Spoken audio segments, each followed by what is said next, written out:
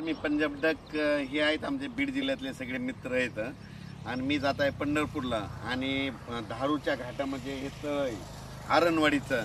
तर यावर्षी ह्या म्हणजे उन्हाळ्यामध्ये म्हणजे 31 मे पर्यंत 80% भरलंय आणि ह्या तळ्यास त्या ज्यांचं म्हणजे लाभ क्षेत्र आहे त्यांच्यासाठी एक आनंदाची बातमी सांगतो.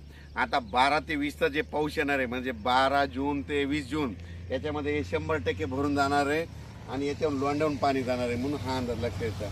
पण राज्यातल्या सर्व शेतकऱ्यांना सांगू इच्छितो, आज आहे 7 जून, 7, 8, 9, 10 दररोज पाऊस वाढत जाणार आहे. पण 12 जून ते 20 जून हेवी रेन इन महाराष्ट्र म्हणजे महाराष्ट्र सगळीकडे मुसळधार पाऊस पडणार आहे 12 ते 20 म्हणून सर्व शेतकऱ्यांनी काय करायचं, शेतीचे काम आटपून घ्या. आज आणखीन 2-3 दिवस देखील आहे पण आज देखील राज्यात भाग बदलत पाऊस पडणार आहे म्हणून हा अंदाज लक्षात येतो. त्याच्यानंतर 12 ते 20चा पाऊस पडणार आहे.